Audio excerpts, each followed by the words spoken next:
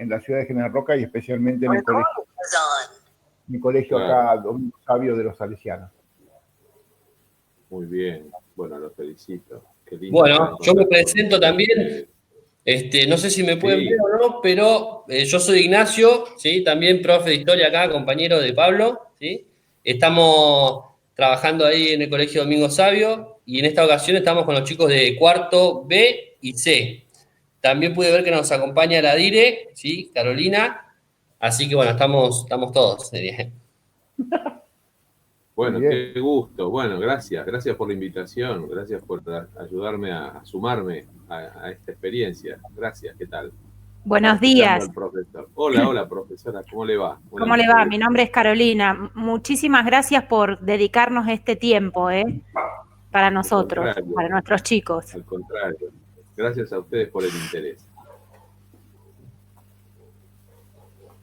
No, por favor, la verdad que, bueno, son estas posibilidades que nos ofrece la tecnología y tratando de tener una mirada positiva frente a la adversidad, ¿no? Son las cosas que podemos aprovechar en este tiempo. Quizá en otro momento no nos hubiéramos visto y acá tenemos la oportunidad de escucharlo. Dentro de la anterior llamada normalidad, difícilmente, porque hubiera exigido un traslado físico, geográfico. Uno a veces puede y a veces no puede viajar al interior. Yo viajo bastante, pero me parece que esto es mucho más práctico. Además estamos conectados con los chicos, que siempre es algo valioso. Quien ejerce la docencia con jóvenes sabe que tiene una riqueza particular el intercambio con jóvenes. Así que desde ya gracias por la invitación. Es un honor y una profunda alegría para mí. Desde ayer estoy esperando el momento. Qué bueno, gracias. Al contrario. Bueno, Diego, no sé si habrás escuchado ahí lo que comentaba Pablo y sí. Reflexionábamos sobre cómo puede ser que a este tema, ¿sí?, tan relevante en la historia política de la historia política de la Argentina moderna, en un libro, en un manual, se le otorgue muy poco espacio, muy poca importancia, ¿no? Entonces, en relación a esto, y bueno, queríamos que te presentes, cuál es tu vinculación con el radicalismo, cuál es a dónde te desempeñás actualmente y cuáles serían los aportes que vos nos podés hacer sobre estos temas. Bueno, vamos por parte. Yo soy desde hace algunos años presidente del Instituto Nacional Irigoyeniano, que es uno de los más jóvenes institutos nacionales, que existen otros dedicados a otras figuras de la historia nacional. Es un ámbito académico donde se estudia, se analiza, se promueve, se difunde la obra del presidente Hipólito Yrigoyen, así como hay un instituto sanmartiniano dedicado a San Martín, un instituto belgraniano. Son organismos de estudios históricos autónomos y autárquicos, pero que tienen una dependencia jurisdiccional con el Ministerio de Cultura de la Nación, o secretaría, según los cambios a veces que se producen en la ley de ministerio, pero dependemos del Ministerio de Cultura de la Nación y tenemos autonomía, tenemos nuestro propio reglamento, estatuto, dedicados obviamente a la investigación histórica. En el caso del Instituto Nacional Irigoyeniano fue creado por una ley votada por unanimidad de las dos cámaras del Congreso en el año 2005, en julio de 2005. La ley es la 26040, y allí ya figuraba la nómina de miembros del Instituto Irigoyeniano que habíamos integrado la institución como organismo privado muchos años atrás. El instituto como organismo privado de estudios históricos se fundó en 1948, o sea, tiene más de 70 años de trayectoria. Yo soy de la generación más, no digo joven porque ya no lo soy tanto, sí. Yo me incorporé a unos 25 años atrás, justamente 25 años atrás, y ahí desarrollamos una actividad fundamentalmente vinculada a Irigoyen y también a lo que es Irigoyen en la cultura política argentina. En esto, lo que decía el profe recién, la revolución de 1890, el surgimiento de los primeros partidos, la Unión Cívica, después la Unión Cívica Radical, otros presidentes radicales, bueno, el liderazgo de Leandro Alem, que fue el fundador de la Unión Cívica Radical y el jefe civil de la Revolución del 90, son también objeto de nuestra investigación, de nuestra dedicación, porque a veces no todo implica estar investigando, sino estar dedicado a analizar, a poner en contexto muchas veces, colaborar con todo organismo oficial o fundamentalmente o no oficial, ya sea periódicos, centros de estudio, ámbitos universitarios, escuelas, bueno, escuelas obviamente sean públicas o privadas también, siempre colaborar en cuanto a brindar un panorama de lo que es la materia y la labor cotidiana, el objeto de estudio diario que tenemos en el instituto. También estamos desde hace, imagínense, nosotros funcionamos en una vieja casona a 1,5 cuadras del Congreso de la Nación, justamente sobre la calle Hipólito Yrigoyen 2038.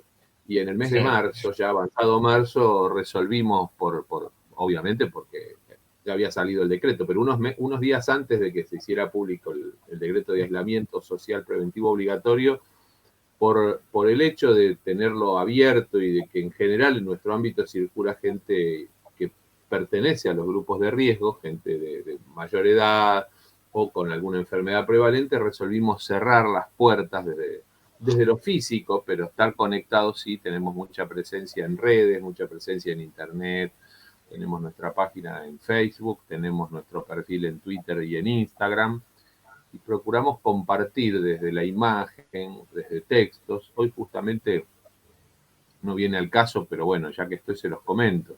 Justamente hoy temprano compartimos un link de acceso a una nota que sale publicada justamente en la edición del día de hoy del diario La Prensa, anticipándonos al aniversario del derrocamiento del presidente constitucional Arturo Umberto Illia, que fue el 28 de junio de 1966.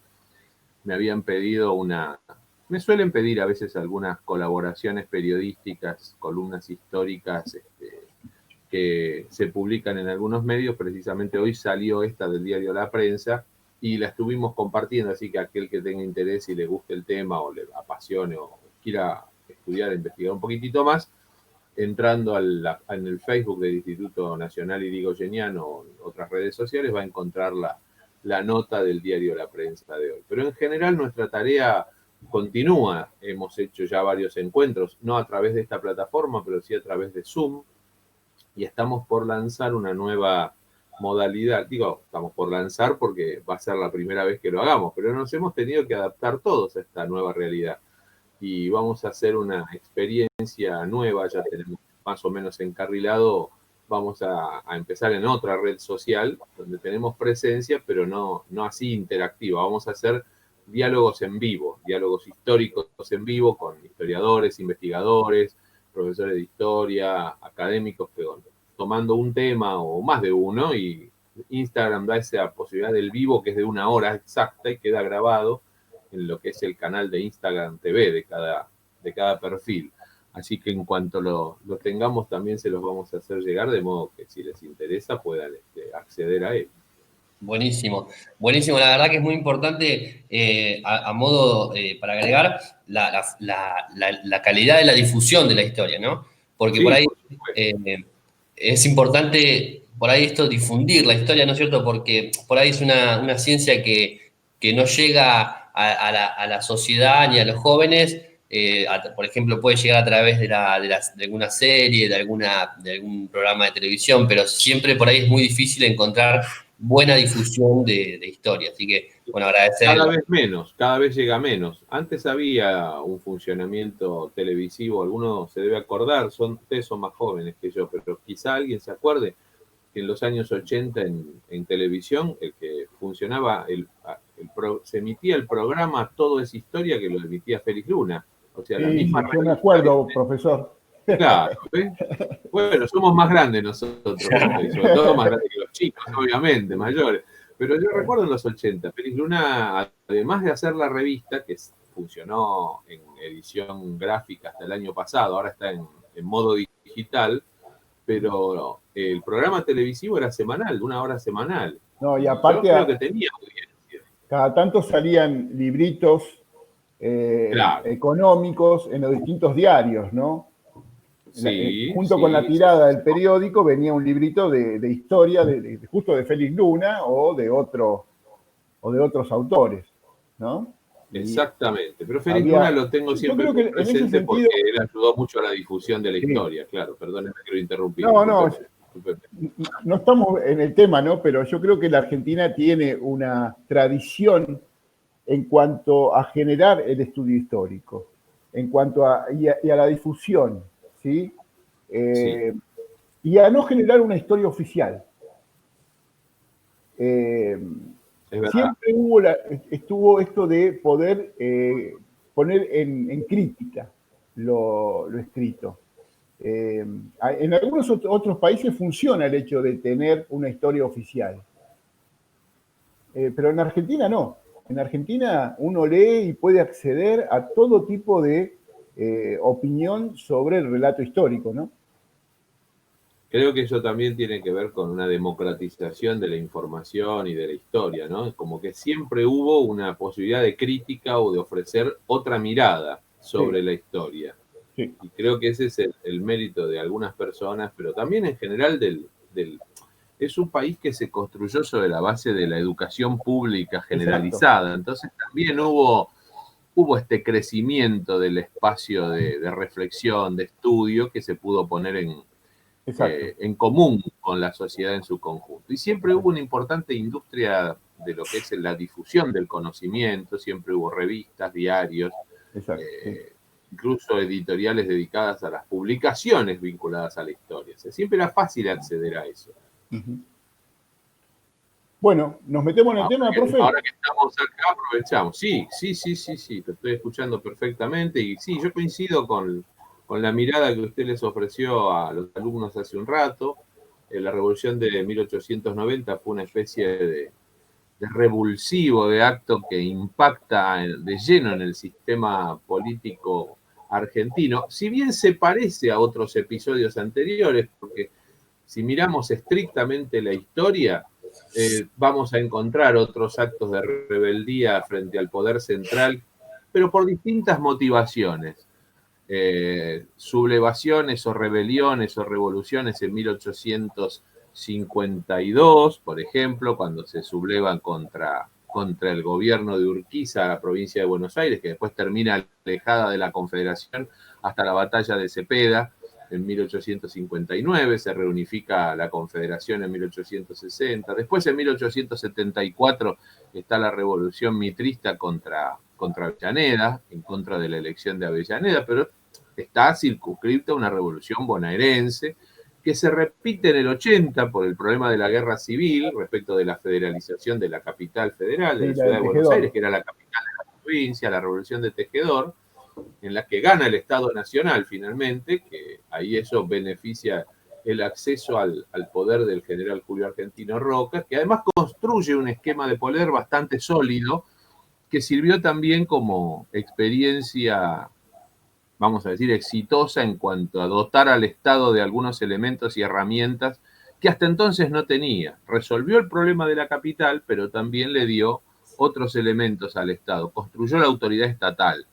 Y el sistema político que rigió por muchos años fue en gran medida obra de esa mentalidad casi podríamos decir genial del general Julio Argentino Roca, que era militar, pero que político era muy brillante, muy sagaz, inteligente, que eso también fue fundamental. Pero fue sucedido en la presidencia por el presidente Juárez Celman, que estaba emparentado con él porque eran concuñados, y además había sido gobernador de Córdoba, una provincia muy importante, y estaba muy desprestigiado por la situación económica del país, era un modelo económico que estaba haciendo crisis, un alto endeudamiento, una crisis financiera importante, que sumó un elemento también de descontento en la sociedad.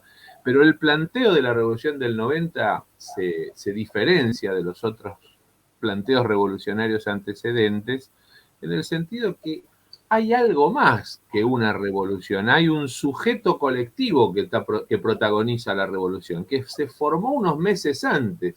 Empezaron siendo unos jóvenes que después fueron nucleando otras personalidades importantes de la vida política de ese momento, al general Bartolomé Mitre, a Bernardo de Irigoyen, a Aristóbulo del Valle, que era un hombre que había acompañado mucho a Sarmiento en la política y sobre todo la intención de Sarmiento de volver en algún momento a la presidencia, tenía como ladero, mano derecha, vamos a decir, como se diría ahora, operador político Aristóbulo del Valle, que era un senador nacional por la Unión Cívica, que denunciaba en el Senado estas cuestiones vinculadas a las emisiones clandestinas de moneda, porque en ese entonces no había una única autoridad monetaria, no existía el Banco Central, ¿no? Nosotros hablamos hoy de cosas que se fueron dando después, pero en ese momento el tema de la moneda era tremendo, porque además estaba, como vamos a decírselo para que lo tengan más claro chicos, era privado el funcionamiento de los bancos, todos los bancos eran privados, los bancos emitían papel moneda. Ahora, ¿cuál era el respaldo? El respaldo histórico en ese entonces de la moneda era el oro, el peso tenía un respaldo en oro. Y la emisión sin el adecuado respaldo implicaban los papeles pintados sin ningún valor que generaban inflación. Pero me vuelvo a ir al tema económico. Quiero mantenerme en lo del protagonista de la Revolución de 1890, que termina siendo ese primer partido que se conforma unos meses antes, en abril de 1890, con un acto muy masivo en la ciudad capital, una especie de estadio que se conocía como el Frontón de Pelota, en la avenida Córdoba, muy cerquita del Teatro Colón, de los tribunales, y allí estuvieron todas esas figuras que les mencionaba, y el jefe, vamos a decir, el jefe político de ese nuevo espacio, de esa nueva fuerza que se estructuró, que se llamaba Leandro N. Alem, que hablamos recién, que planteaban claramente que el país estaba sin terminar de conformar, más allá de la cuestión económica, a la que denunciaban, porque además la consideraban ligada esa situación económica a una profunda crisis de tipo moral. En este sentido, fíjense cómo a veces la historia nos ofrece ejemplos anteriores cuando las crisis no son solo económicas, sino también morales, porque se habla de corrupción, se habla de emisiones clandestinas, de la palabra del poco valor de la palabra de quienes gobiernan o de quienes tienen la responsabilidad de gobernar, y además cuestionando el origen del sistema político que alumbró a esos gobiernos de ese periodo. Origen que en realidad estaba bastante alejado de la práctica democrática porque no existía el pronunciamiento popular que implicaba el sufragio, el voto libre, universal, más secreto, obligatorio, eso no existía. Y era uno de los reclamos, tal vez el que más unificaba ese heterogéneo conjunto de políticos que se nuclearon en la Unión Cívica, como dice el nombre, era una unión de ciudadanos, pero no tenía otra definición mayor. Después van a venir otras definiciones, pero mientras tanto era una unión de ciudadanos, preocupados por el destino de la República, por la organización del sufragio, por la moral administrativa, porque se estableciera un régimen auténticamente republicano y representativo donde se consultara al pueblo sobre su opinión para la formación de un gobierno. Así que desde ese punto de vista me parece que fue, como dijo el profesor, y lo comparto, un hecho absolutamente novedoso, pero que al mismo tiempo funcionó como introductor de una nueva realidad de la historia política argentina. A partir de entonces, los partidos políticos ya empezaron a tener otro protagonismo y otra forma, una presencia distinta. Hasta entonces los partidos eran circunstanciales. Se aliaban en torno a tal o cual interés que los podía unificar a un determinado grupo, o porque eran partidarios de un determinado dirigente o de un determinado candidato. Pero en este momento, la Unión Cívica aparece como un partido que fija una especie de conjunto de principios que después van a conformar una doctrina, que va a ser la doctrina prefundacional de lo que es el primer partido que sucede a la Unión Cívica, que es la Unión Cívica Radical. Y además con una serie de objetivos a concretar. La construcción de un sistema republicano y democrático que todavía estaba incompleto. Resolver la cuestión del origen, así como se había resuelto la organización nacional desde la independencia hasta 1853, 1860, cuando se dicta la Constitución, se unifica todo el país, se reincorpora la provincia de Buenos Aires a la Confederación. Después queda pendiente la cuestión de la capital, de la organización del Estado, de esas leyes fundamentales, como la ley 1420, que tenían que ver con la construcción del sistema educativo de un Estado. Estaba pendiente para 1890, 80 años después de la emancipación de revolución del 25 de mayo de 1810, estaba pendiente la construcción de la República Democrática. Y ese fue el llamamiento de la revolución de 1800, de la Unión Cívica como partido que hace expresiones, funda locales partidarios en distintos puntos, no solamente de la capital, sino del país, toda una novedad. Ellos en ese entonces los llamaban clubs políticos. Sería lo que nosotros hoy conocemos como comités. El partido político buscaba la presencia territorial en distintos espacios del país, en las ciudades, en los pueblos, en las sedes, en la parte central, en la capital, pero también en el interior, en todas las provincias, que no faltara la representación territorial de este partido.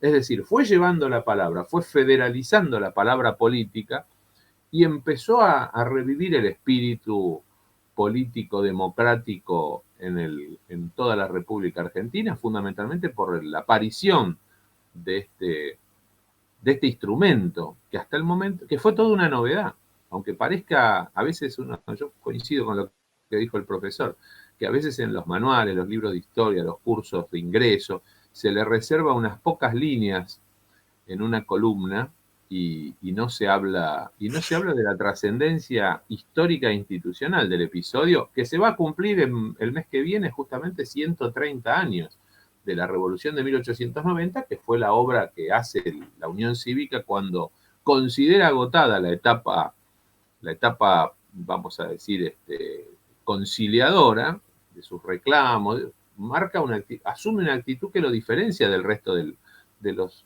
actores políticos del momento, que todo se resolvía mediante pactos, acuerdos, y opta por la vía de la revolución que considera cívico y militar, que va a estar muy presente en esos últimos años del siglo XIX y primeros años del siglo XX. Revoluciones, esta es una revolución, vamos a decir, prerradical, porque todavía no se fundó el radicalismo. Las revoluciones que sigan, 1893, 1905, van a ser revoluciones ya directamente organizadas por la Unión Cívica Radical, en un caso por Leandro Alem y Hipólito Yrigoyen, en otra por Hipólito Yrigoyen directamente solo en 1905. No sé si hablé demasiado, fue demasiado largo, pero me pareció que estaba bien. No, me parece bárbaro, me parece muy bien, profesor. Antes de continuar, para que los chicos tengan en claro, y quizás trayendo a colación algunos temas que hemos visto con los chicos. Creo que Roca fue entonces el punto máximo de lo que fue la república posible ideada por Alberdi. ¿Sí? Sí, coincido. Y ahora la Unión Cívica le estaba queriendo imponer o poner en diálogo el tema de la república real, ¿no? La otra república, ¿no? La que no estaba siendo tenida en cuenta, la que no estaba teniendo participación en el proceso de la construcción de los gobiernos, claro. Exacto. Sí. Los que estaban afuera, vamos a decir, los que estaban afuera del sistema. Todos los que estaban afuera se aliaron. Mitristas, reformistas, republicanos, ¿no? Sectores republicanos. Sí, y además los católicos también, que tenían su propio partido por ese entonces, y que se oponían a la ley de matrimonio civil, que era un episodio de lo que era el avance de nuestra legislación, los católicos, Exacto. Entonces, y con este fuerte humanismo, ¿no? Que tanto estamos acostumbrados a hablar de la parte económica solamente como generadora de cambio o de revuelta o de conflicto, sino que acá hay una beta humanista, ¿no? Como caracteriza también en su fundación a la Unión Cívica Radical. Y lo que también dijo usted, que es bueno resaltar, es que la Unión Cívica Radical nace como un partido moderno, ¿no? Sí. Un partido con una organización establecida, ¿no? Con un estatuto, con una fuerte expansión territorial, como dijo usted, y eso también hay que resaltarlo, ¿no? La diferencia con lo que era anterior el partido de notables, ¿no? Donde todo se decidía en reuniones de élite, en el Club del Progreso o en el Jockey Club, y bueno, creo que eso también es bueno resaltarlo, ¿no? Al respecto. Y a partir de aquí sí, avancemos en esto de conformar la Unión Cívica Radical. Creo que con estas cosas después en de claro... la Revolución, claro. Exactamente, Claro. con estas Después cosas de la en claro... Revolución queda latente la posibilidad de que si bien la revolución, como usted señaló al principio de la clase, la revolución militar desde el punto de vista militar fracasa porque no termina de tomar el gobierno y de hacer caer el gobierno, pero políticamente la revolución genera internamente hacia adentro una reacción que el que paga el costo político diría, es el presidente Juárez Celman, que termina renunciando. Por supuesto, con el hábil manejo que de la situación hace Julio Argentino Roca, que seguía siendo un actor trascendente y fundamental del sistema político imperante en ese momento, y el vicepresidente Pellegrini, que es el que negocia el armisticio, el cese del fuego en la revolución que dura 3 días, 26, 27 y 28 de julio de 1890, en la zona de lo que hoy conocemos como la Plaza Lavalle, Palacio de Tribunales, en la capital. Allí estaba el Parque de Artillería. ¿Qué era el Parque de Artillería? Era la concentración de todo lo que era la munición de la artillería. La idea era que a partir de ahí debilitar al gobierno, pero el plan no llegó a concretarse porque uno de los jefes militares, todo indica, el general Manuel Campos, que estaba en cierta sintonía con Roca y con el statu quo del sistema vigente, con lo cual se limitaron a tomar el parque de artillería, atacar desde allí. Hubo muchos heridos, muchos muertos, porque también fueron reprimidos por las fuerzas militares que respondían al gobierno. Por eso se llega a los 3 días de enfrentamiento, se llega al cese del fuego. Pero nunca las fuerzas revolucionarias salieron del parque y sus alrededores, del parque de artillería y sus alrededores. Es decir, nunca tomaron el gobierno. Y el desprestigio del presidente Juárez Celman, sumado a la habilidad política de Roca y Pellegrini, hizo que el gobierno ofreciera, de alguna manera, una especie de víctima o de holocausto, de un responsable para aquietar las aguas, calmar y tranquilizar a la sociedad. Bueno, renunció Juárez Celman. Hay otro presidente nuevo que reorganiza el gobierno, que se aboca a resolver la crisis financiera y económica, se funda el Banco Nación. Los cívicos revolucionarios, algunos estaban satisfechos, los partidarios de Mitre fundamentalmente, que era uno de los sectores que integraba la Unión Cívica, porque existían conversaciones. Mitre, una figura política también muy importante del siglo XIX, que estaba en diálogo con Roca para encontrar una fórmula que llevara a que el país se diera un gobierno que finalizara cuando terminara la gestión de Pellegrini, que completaba el mandato de Juárez Celman, pero que en lo posible evitara la contienda electoral, es decir, un pacto, un acuerdo, como señaló recién usted, una nueva coincidencia o concertación de notables en torno a un acuerdo que no necesariamente implicara la lucha electoral, que era vista como un elemento disolvente. Una campaña electoral con candidatos enfrentados, con una grieta, vamos a decir, con una antinomia, me gusta más decir a mí, podía llevar a alterar la paz que necesariamente consideraba Roca fundamental para darle no solamente tranquilidad, sino también el progreso que estaba buscando esta generación del 80 que gobernaba con un plan, pero que no tenía muy claro cuál era el rol de la sociedad, de la ciudadanía, vamos a decir, o que no le importaba tanto. Era una élite inteligente, formada, pero cuyo modelo estaba más allá del océano, miraban a otro lado y no miraban para adentro. Adentro empezaron a pasar cosas, por eso la Revolución del 90 es un poco la demostración de que estaban pasando cosas.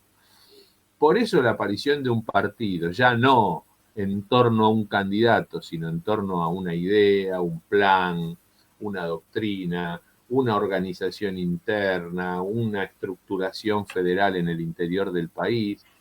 Eso fue la novedad que trajo la Unión Cívica, que después ya claramente, cuando se plantea la diferencia entre los dos sectores, el mitrista, dispuesto a acordar una fórmula de transacción, de acuerdo en el cual Mitre a lo mejor volviera a ser presidente, pero que en sintonía con el espacio de Roca, el Partido Autonomista Nacional, eso provoca la ruptura, porque Alem, Irigoyen y otras figuras que estaban también en la Unión Cívica empezaron a usar la palabra radicalmente en contra, se manifestaban radicalmente en contra del acuerdo, en contra de raíz. No era la solución el acuerdo por sí mismo, sino que la solución era asegurar los comicios donde la ciudadanía pudiese participar. Y entonces también aparece otra palabrita que va a estar muy presente en los orígenes del radicalismo y más allá después, que es la intransigencia.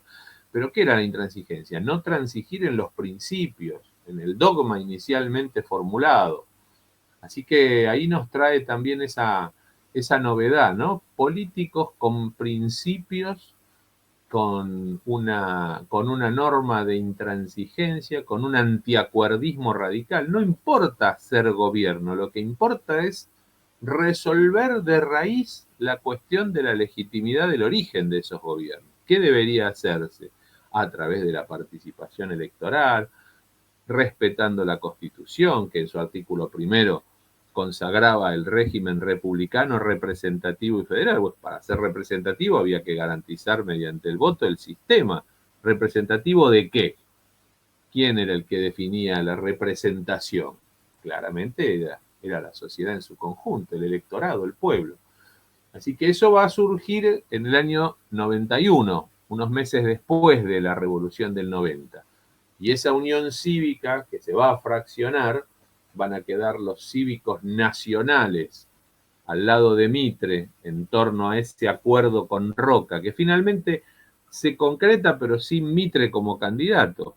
Mitre lo que soñaba era volver a ser presidente en un clima, digamos, de unidad y armonía nacional. No fue posible, porque el sector radical que formó la Unión Cívica Radical tuvo y proclamó, con esto que usted decía recién, tuvo la novedad de formar un partido con una estructura, con normas internas, con un funcionamiento, con una organización territorial federal, y eligió, mediante un procedimiento novedoso, sus candidatos a presidente y vicepresidente en una convención al estilo de las convenciones que llevaba a cabo en el hemisferio del norte, por ejemplo, el Partido Republicano, como uno de los modelos en los que se basaron para estructurar una fuerza política que tuviese así un crecimiento a nivel poblacional, pensaron entre ellos en el modelo norteamericano, que ya había sido muy influyente el modelo constitucional norteamericano en nuestra Constitución.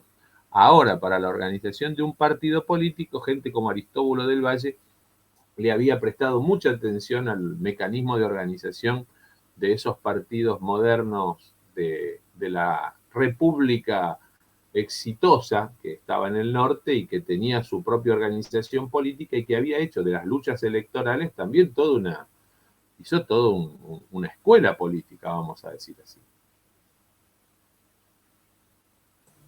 Bueno, muy bueno, Diego. La verdad, creo que ha quedado muy claro la cuestión de cómo surge la Unión Cívica, luego se divide, ¿sí?, entre los nacionales con Mitre y los radicales con Alem. Pero quería preguntarte, ¿cómo se gesta, ¿sí?, luego de la Revolución del Parque y de esta división, cómo se gesta la idea de la abstención revolucionaria, que era este método que toma la Unión Cívica Radical para, digamos, combatir el fraude electoral, que era, digamos, la práctica dominante en ese periodo?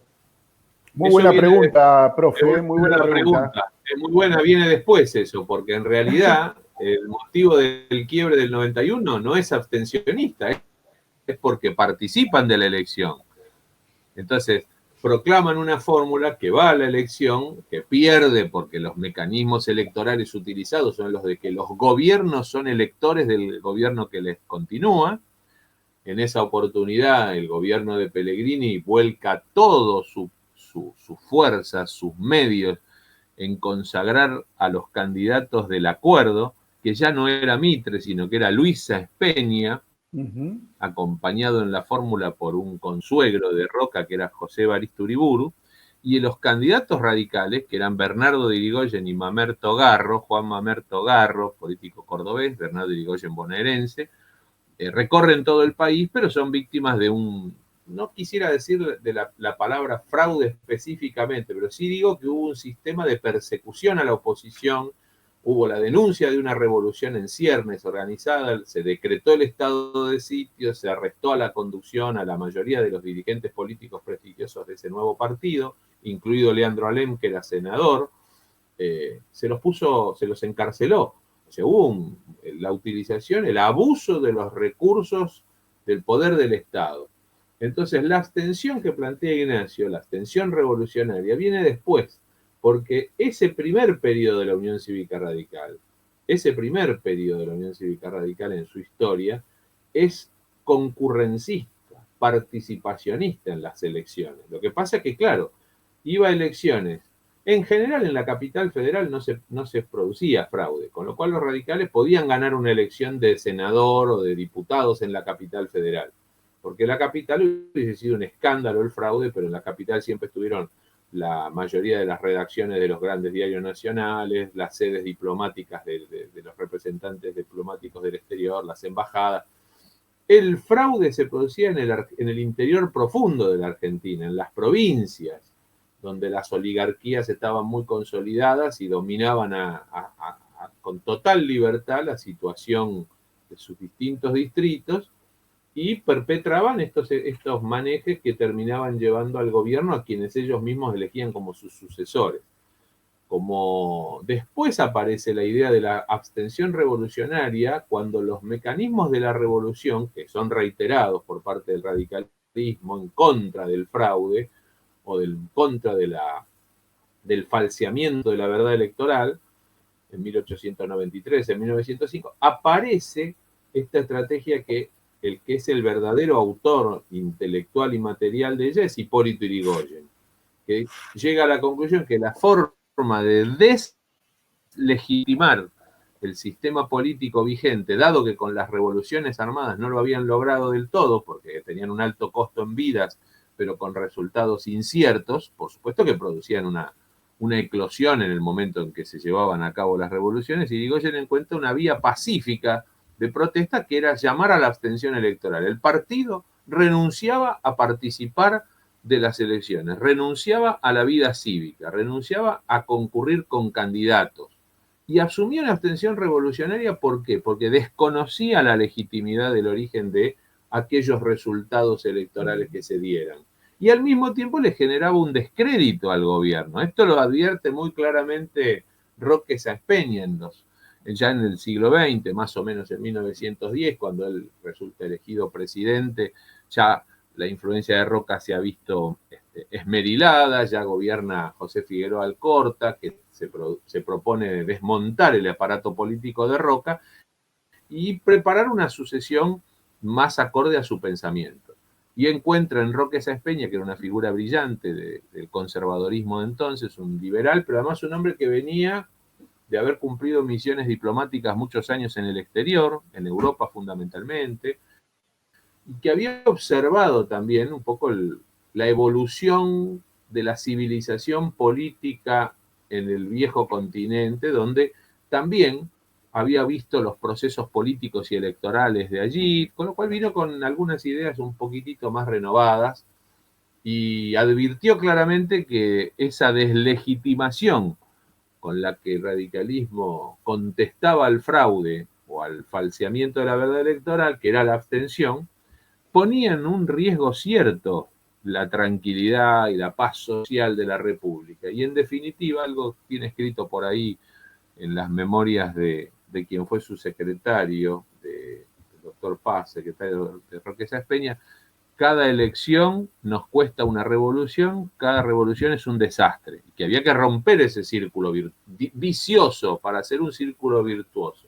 Empieza ofreciéndoles participar del gobierno a Irigoyen, ofreciéndole ministerios que Irigoyen ya había rechazado en otras oportunidades. No era la misión política del radicalismo la ocupación de los gobiernos, sino la reparación cardinal del origen de ellos, es decir, la reparación del sistema de elección.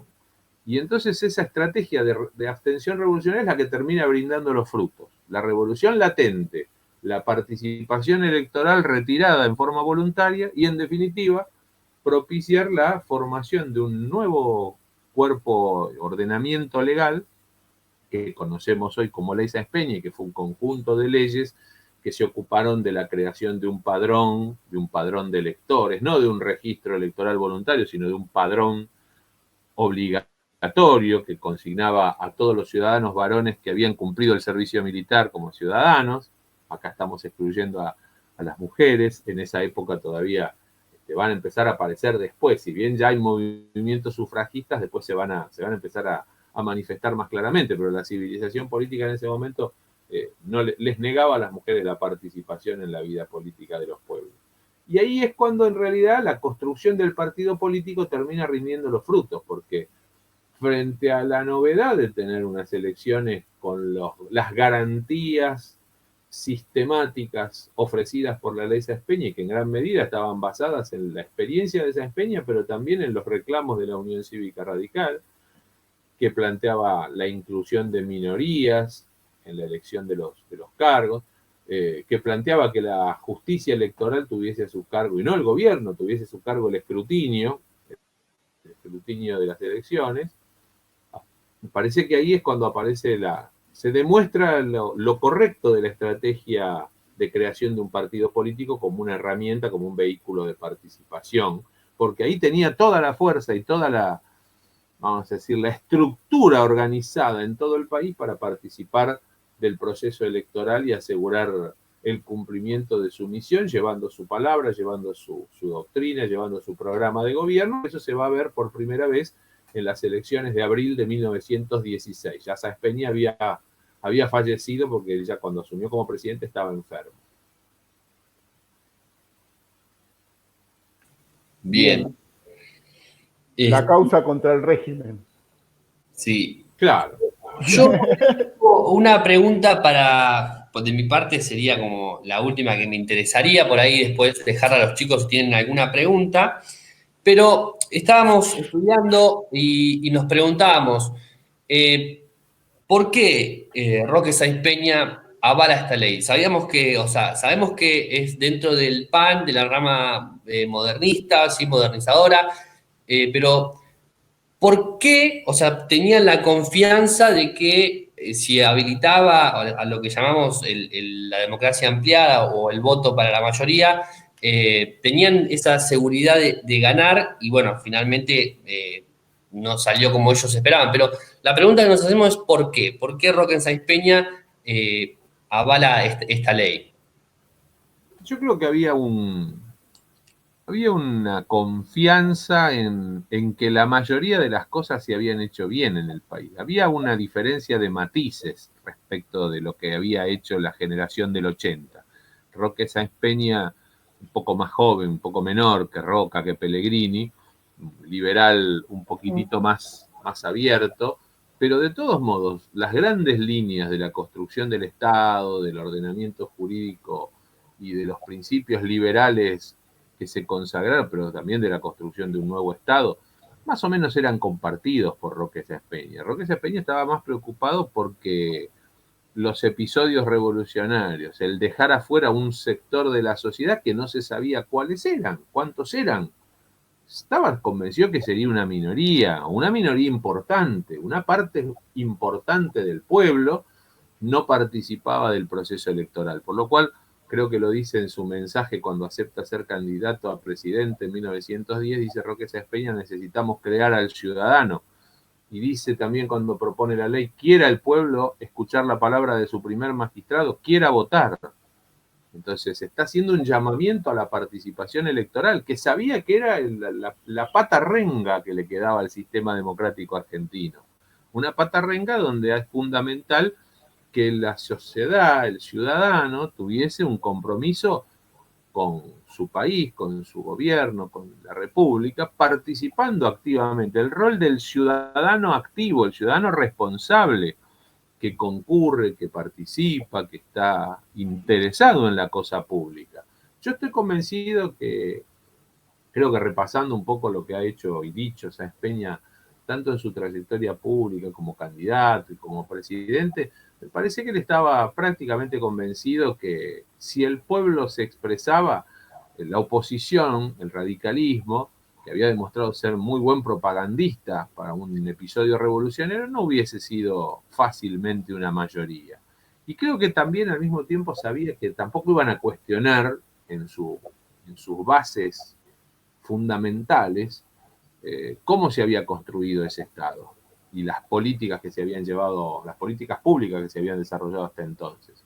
Con lo cual decidió Sáenz Peña tomar ese riesgo, tomar el riesgo de, bueno, ampliemos y escuchemos al soberano, ¿no? Escuchemos a la ciudadanía. Lo cierto es que los conservadores, a diferencia de los radicales, que tuvieron líderes muy importantes en ese proceso histórico de la construcción de esta estructura del Estado, para ese momento y después tras la muerte de Roque Sáenz Peña se quedan huérfanos, no tienen un líder, no logran estructurar una fuerza política nacional, que hubiese sido lo deseable, para establecer una suerte de bipartidismo donde lucharan, contendieran en el escenario electoral dos fuerzas políticas, una conservadora, otra renovadora. Una tenía un líder, que era Hipólito Yrigoyen, y la otra se quedó sin líder, porque lo sucedió el vicepresidente Victorino de la Plaza, que cumplió un rol institucional muy importante, me parece que yo siempre lo destaco. No hizo lo contrario de lo que había propuesto el presidente, o sea, su compañero de fórmula, pero tampoco se ocupó de la construcción del espacio conservador, eligiendo o propiciando el surgimiento de una fuerza conservadora nacional. Esa carencia de un liderazgo conservador, en definitiva, fue nefasta para la historia de la República, porque terminaron los conservadores encontrando el camino para desplazar al radicalismo, no por la vía electoral, que se demostró que era muy difícil, porque ganaba todas las elecciones el radicalismo, y cada nueva elección sacaba más votos que en la anterior. Así fue elegido Irigoyen, pero Alvear sacó mucho más votos que Irigoyen, y Irigoyen en su segunda presidencia sacó todavía mucho más votos. Sacó el doble de votos de lo que había sacado su oposición, lo cual demostraba una masividad en la participación electoral. Perdón, y lo cual demuestra que ¿sí? Sáenz Peña no estaba tan errado, porque no es que ganó contundentemente Irigoyen en el 16. No, para nada, ganó muy ajustadamente Irigoyen en el 16. Con la ayuda de los demócratas progresistas, ¿no? De Lisandro de la Torre. Y los radicales santafesinos disidentes. Exacto. Con lo cual Irigoyen tenía mayoría en el voto popular, pero como la Constitución consagraba entonces la elección indirecta a través de lo que llamábamos colegios electorales, que la Constitución llamaba juntas de electores, exacto, el presidente lo elegían las juntas de electores. Irigoyen y la Unión Cívica Radical no tenían mayoría en la junta de electores. Es decir, que si los conservadores se hubieran logrado organizar, probablemente hubieran impedido que Irigoyen fuera presidente en 1916. Exacto. Eso le pasa mucho a todos los partidos políticos en Latinoamérica, que cuando se muere el líder, en este caso Roca, para los conservadores, generar un nuevo liderazgo es muy difícil. Es más difícil, sí, claro. Le pasó al radicalismo, le pasó al peronismo, así que creo que también, ¿quién podría, una vez muerto muerto Julio Argentino Roca y después Roque Sáenz Peña, emular la figura de lo que era Irigoyen en ese momento, desde el punto de vista del carisma, desde el punto de vista de la llegada al elector y a lo que reclamaba la ciudadanía, ¿no? No, nadie, era el líder emergente, el líder de un determinado momento histórico que era el capaz de transmitir el mensaje en el momento que la sociedad, el pueblo estaba dispuesto a escuchar. Interpretó un determinado momento histórico y lo hizo eficazmente. Exacto. Bueno, vamos a darle paso a la pregunta de los chicos. A ver si alguno quiere preguntar.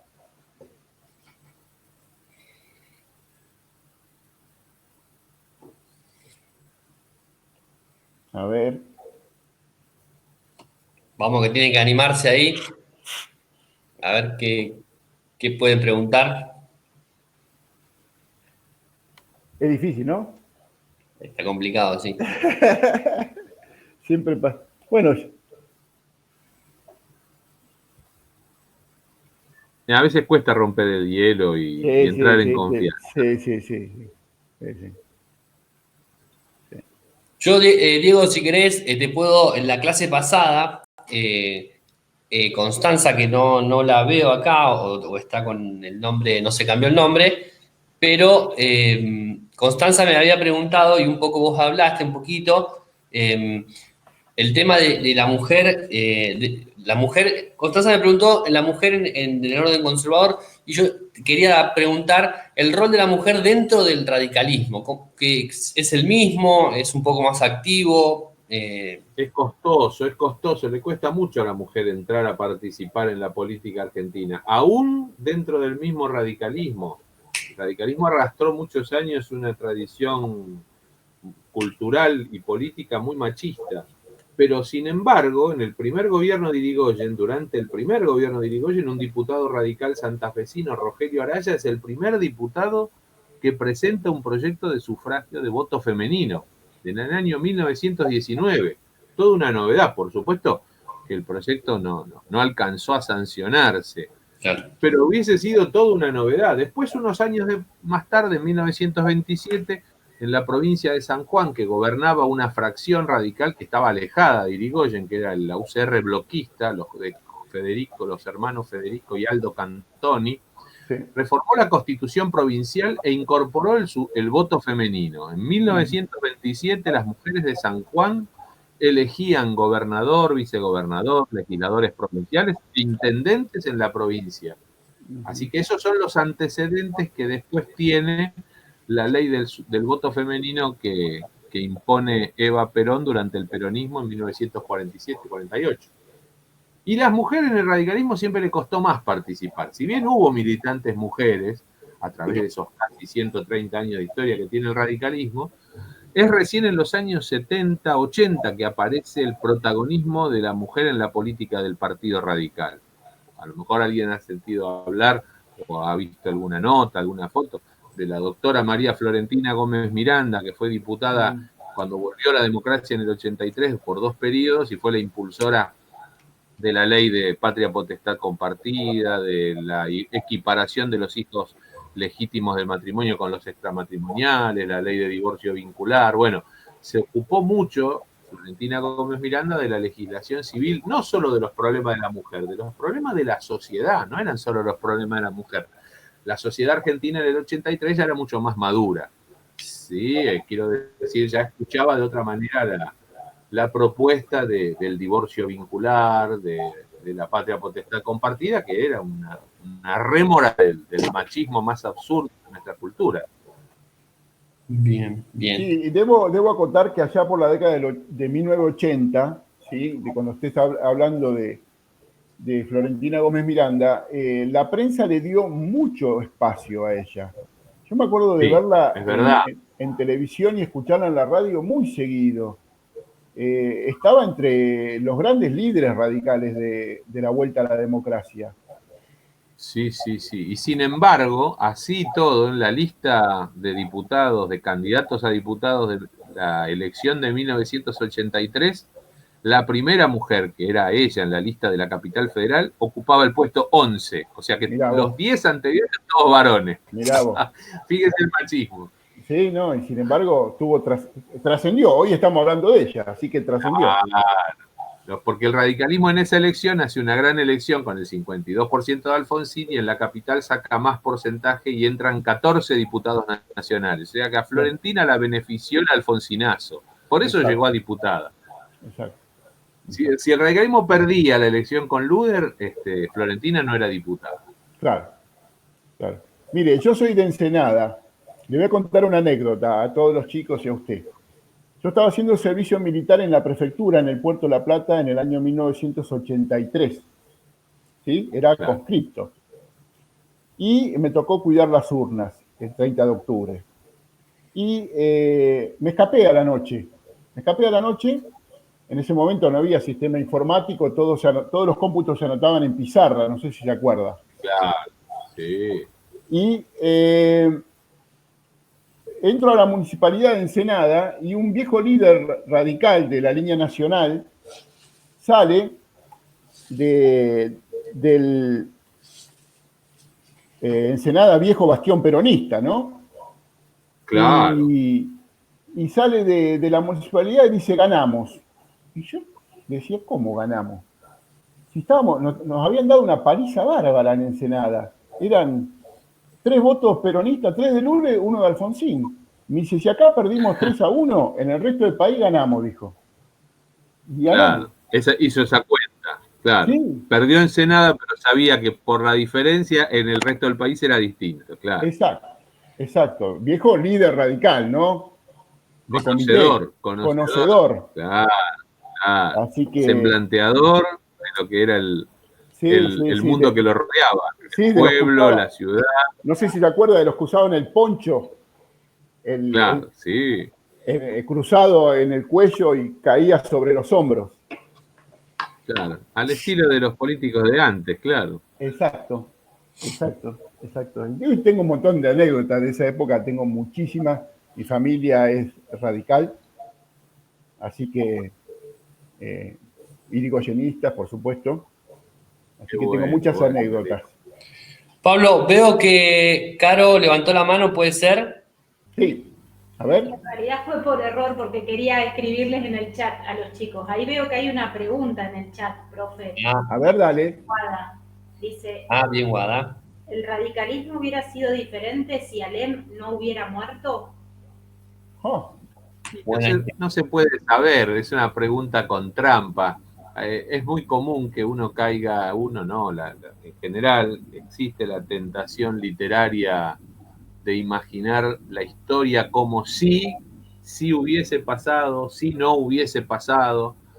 ¿Qué hubiera pasado si Alem no se suicidaba? Y a lo mejor era distinto. Alem era un hombre de mucho carácter y además había sido el jefe del radicalismo, pero el radicalismo también era una fuerza política, con lo cual también podría haber sobrevivido si no se hubiera quitado la vida y en determinado momento perder el liderazgo, porque al ser una fuerza horizontal, a lo mejor en algún momento confluían sectores que no pensaban como Alem y no sé si hubiera sido distinto. Probablemente el radicalismo de esos primeros años no se pareció mucho al radicalismo que vino después, por esta impronta que le puso Irigoyen de su carácter, que también tenía que ver el carácter político de Irigoyen con un radicalismo que llevó a cabo una estrategia que hizo largo el proceso, ¿no es cierto? Un largo camino recorrido de revoluciones y de abstención revolucionario, como decía el profe, y que finalmente llega al triunfo electoral con las garantías constitucionales y legales que le brindó la ley Sáenz Peña. A lo mejor hubiera sido distinto con Alem,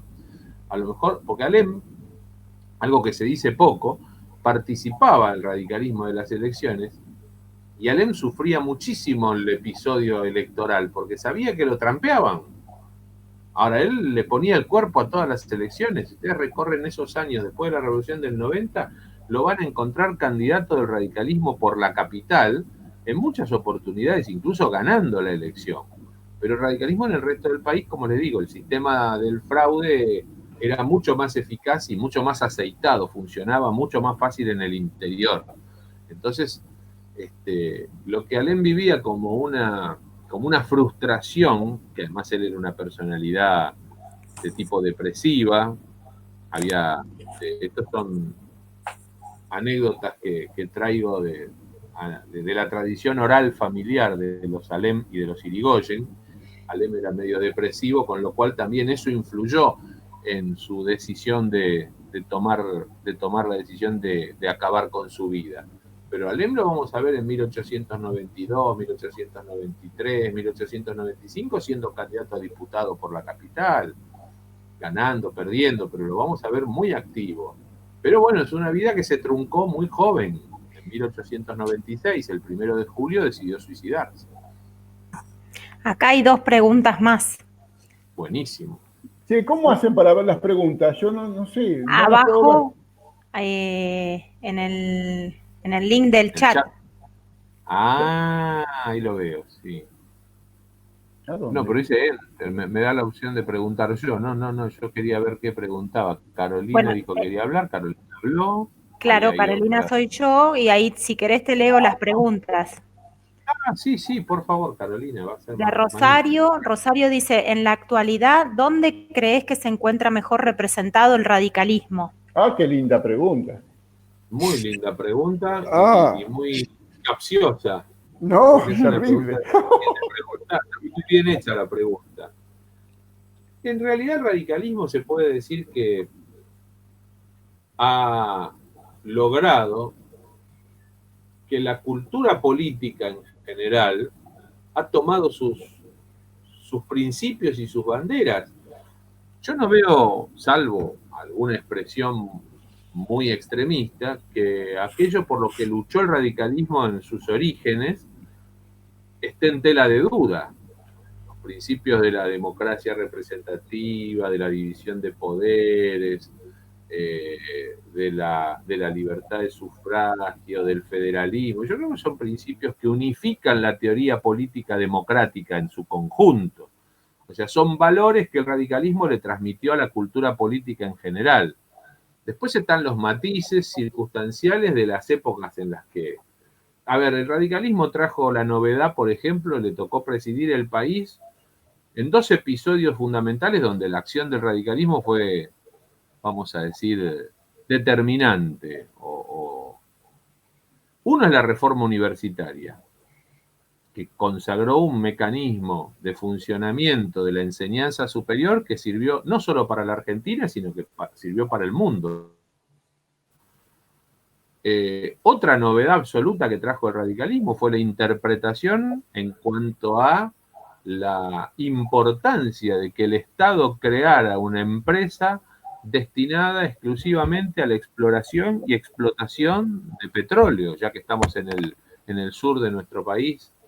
Vamos a recordar lo importante que fue YPF para el desarrollo del sur, pero en general de todo el territorio nacional, que son principios estratégicos, a lo mejor no necesariamente principios políticos generales como los primeros que les nombré, y creo que esos 2 elementos se han convertido en una política de Estado, porque el país de 1983 para acá, pese a que tuvo una historia turbulenta en el periodo anterior quiero decir, la reforma universitaria implica un valor compartido en términos generales por todas las expresiones de la política. Universidad autónoma, gratuita, cogobernada, autárquica, con libertad de cátedra, con extensión universitaria, y la trascendencia de la explotación estatal. Obviamente, en determinado momento se discutió si solo estatal o mixta, o abrir la participación de capitales privados a la intervención en el mercado de los hidrocarburos. Bueno, eso fue parte de la evolución del debate político, pero fíjate que 2 elementos puntuales que el radicalismo incorporó como ejes surgidos de un gobierno radical, me refiero al de Hipólito Yrigoyen en su primera oportunidad, y que hoy yo no encuentro quien se oponga a esas. Bueno, sí, puede haber algún liberal extremo que piense que la explotación petrolera dejen a los privados que exploten y que investiguen dónde hay petróleo y que si hay lo extraigan y que sea todo a su costa, pero el protagonismo del Estado en ese rol, en ese aspecto de la economía es fundamental, y ahí tenemos principios que el radicalismo trajo a la cultura política argentina en general y que hoy son compartidos por otras fuerzas políticas. El radicalismo sigue existiendo como partido, tal vez como herramienta electoral, pero no necesariamente la lucha es la misma que hace 130 años atrás, o digamos, la empresa política a lo mejor hoy es otra. Y en ese debate al radicalismo le ha costado más de una vez en su historia, en esa discusión le ha costado lograr ser intérprete de la mayoría de la sociedad, así como en determinadas circunstancias históricas fue intérprete de la mayoría, interpretó el sentir de la mayoría de la ciudadanía, en otras oportunidades no. Y bueno, entonces es la discusión respecto de si el Partido Radical es el mismo hoy que hace 130 años atrás. A lo mejor sobrevive como cultura política, pero como estructura de organización política es otra cosa.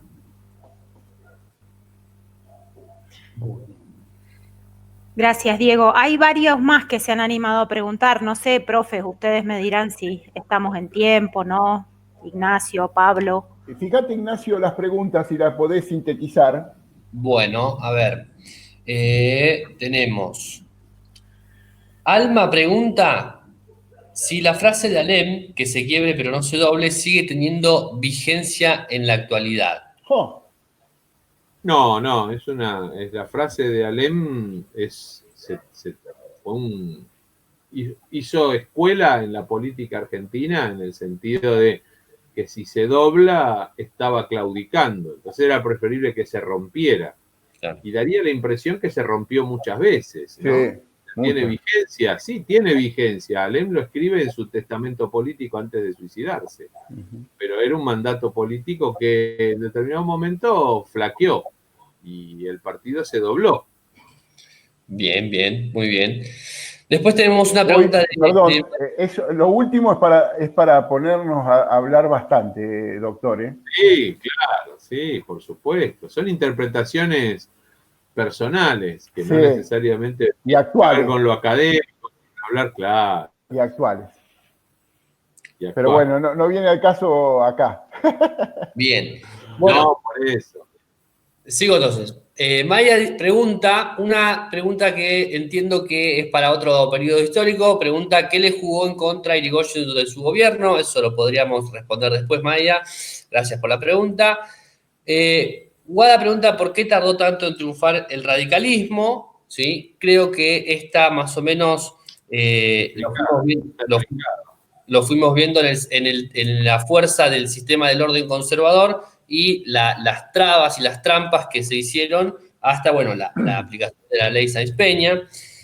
Bautista pregunta al tipo contrafáctica, ¿qué hubiese pasado si la ley Sáenz Peña no existiera? Es muy difícil de saber, ¿sí?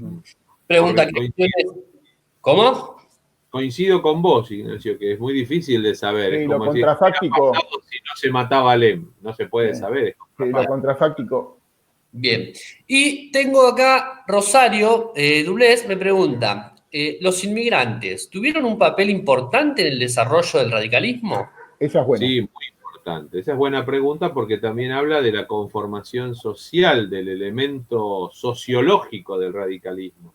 Miren, yo uso una frase que le leí a Ricardo Rojas, por si alguno no lo sabe. Ricardo Rojas era un intelectual argentino, profesor de filosofía, de literatura en la Facultad de Filosofía y Letras, fue decano de Filosofía y Letras, rector de la UBA, y que cuando cayó el gobierno de Irigoyen, cuando fue derrocado por el primer golpe militar de la historia argentina, Ricardo, que no había sido radical, va preso porque se hace radical, claro. Se incorpora al radicalismo y escribe un libro que es un poco una historia del radicalismo y doctrina del radicalismo, tal vez el primero, que se llama El radicalismo de mañana, y escribe que él, que había dedicado su vida a la enseñanza de la historia de la literatura nacional, que había enseñado el espíritu de la patria desde sus orígenes en mayo de 1810, cuando eligió volcarse a la militancia política, eligió el radicalismo porque ahí estaba sufriendo el cuerpo de la patria, el cuerpo de su pueblo que había sido perseguido,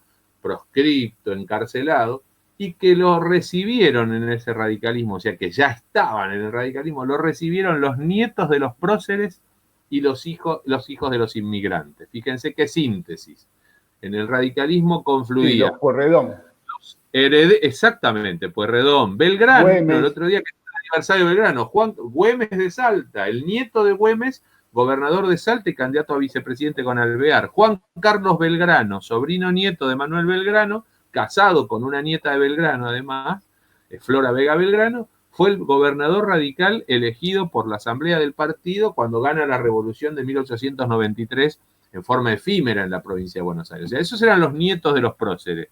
Y los hijos de los inmigrantes, que eran los que se incorporaron a partir de esta maravillosa política educativa de la ley 1420, de los que fueron los destinatarios de la educación común, generalizada, gratuita, obligatoria, y que entonces cobraban conciencia de su destino, de su protagonismo en la formación del país, y que canalizaron su vocación por lo público en ese nuevo partido, digo nuevo, pero ya me refiero a que era el último partido así, digamos, que se formó con el aporte fundamental de los hijos de los inmigrantes, y también algún que otro inmigrante que ingresó al Partido Radical desde su rol, sin renunciar a su estado, a su condición de ciudadanos extranjeros que residían en el país. Sí, tuvieron mucho protagonismo los inmigrantes en la política y particularmente en el radicalismo.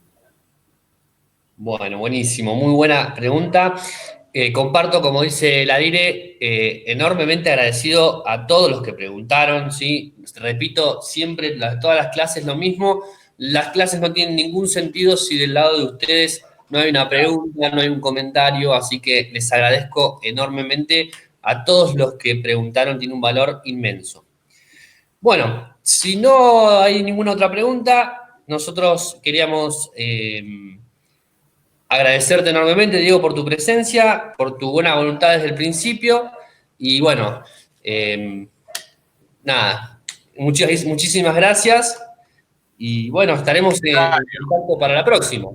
Cuando ustedes deseen, al contrario, el agradecido soy yo, que también estamos todos cuidándonos en esta etapa de cuarentena y por la pandemia.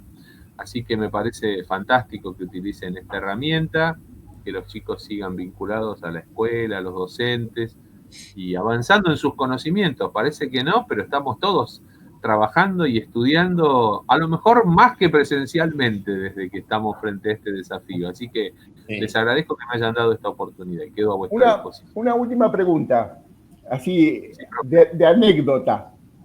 Fuera del programa y para... No, tiene que ver con el programa, pero de anécdota, de aquella época del 90. Sé de dónde viene la boina blanca, porque la tengo también, la tengo guardadita. Pero, ¿de dónde viene la bandera del parque? Porque hoy ve las banderas del radicalismo roja y blanca, pero la bandera del parque es con otros colores, ¿no? Claro, blanca, verde y rosa. Exacto. Al parecer fue la tela que consiguieron para bordar distintivos y hacer que antes de la bandera existió el distintivo, tres cintas, una blanca, una verde y una rosa, para identificar a los primeros revolucionarios que se nuclearon a tomar el parque de artillería. Hay por ahí un artículo escrito, no me acuerdo ahora en qué libro o en qué revista, toda esa historia sobre los símbolos partidarios del radicalismo, así como la bandera roja y blanca, bueno, sí. Pero la bandera del parque, que solo se utilizó con motivo de la revolución del parque, todo indica que fue más producto de la casualidad, que es la tela que encontraron, que algo, porque de hecho después el radicalismo nunca la discontinuó el uso de ese distintivo. Después la volví a ver flameando.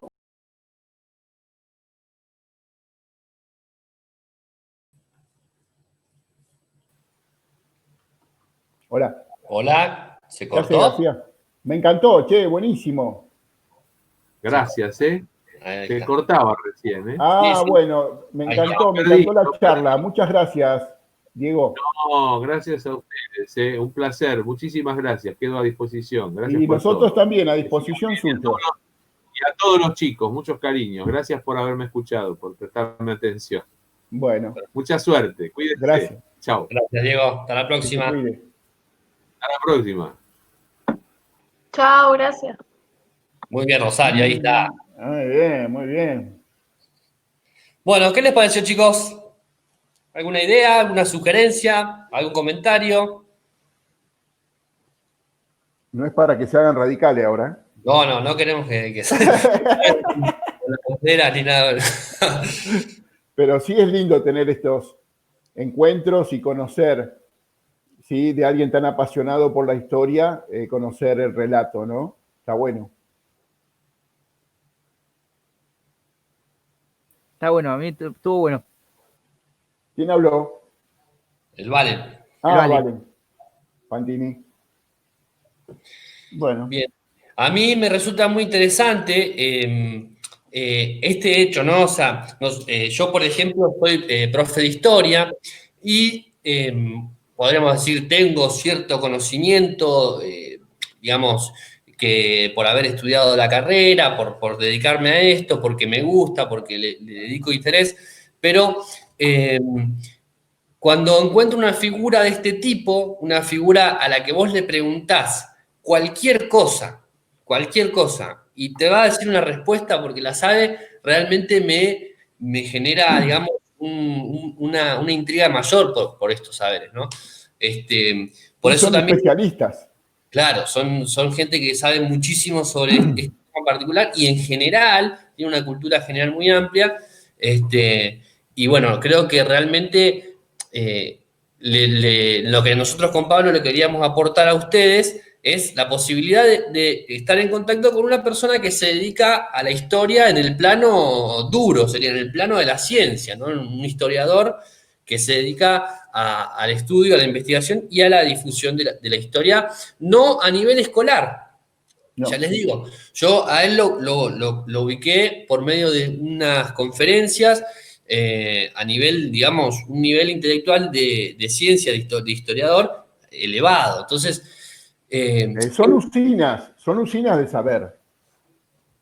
claro, sí. Los Sí. institutos son usinas, son generadores de investigación y de saber histórico. Sí. Bueno, entonces, en ese sentido, nosotros le queríamos mostrar a ustedes lo que es un historiador, digamos, hecho y derecho, por así decir, ¿no? Como nosotros que somos profe y me echamos un poco saber histórico con saber didáctico y tenemos que hacer trabajo práctico y corregir y adaptar conocimiento, no. Diego y todos los que son historiadores tienen, digamos, este nivel de profundidad en sus saberes, ¿sí? Bueno, me alegro acá que están poniendo que estuvo interesante, que les gustó porque fue algo nuevo, que les gustó como explicó, eso es interesante. Vieron que es pausado para hablar, usa palabras un poco difíciles, pero tienen gran significado, se deja comprender. Así que bueno, ¿qué más? ¿Qué me quieren decir? A ver, acá tengo en pantalla, ¿alguien quiere hablar? ¿Puede ser? ¿Vamos a hacer algún trabajo con esto o algo? Nosotros, cuarto B, lo vamos a incorporar en lo que estábamos hablando de la programación de la página web. Cuarto C, no sé, preguntarle, Pablo, ¿qué van a hacer ustedes? Cuarto C, a ver, acá está. Mailén Vallejos está a cargo del tema dentro de la revista virtual y también Emir Ciuffetti. Bien. Están a cargo del tema. Y después, más adelante, haremos algún trabajo. ¿Sí? Bueno, muy bien. Bueno, yo los tengo que dejar, ¿eh? La charla quedó grabada, ahora la voy a bajar y les voy a compartir el link. Dale. Va a estar siempre a disposición. Yo lo subo al grupo de Facebook que tenemos con Cuarto C. Dale. Bueno, no sin nada más, entonces lo despedimos. Gracias por estar. Hasta pronto. Gracias por colaborar. Y bueno. No va a ser la última. Esperemos que no. Sí, estuvo muy bueno. Bueno, nos vemos. Que anden bien. Nos vemos. Chau. Gracias, Ignacio.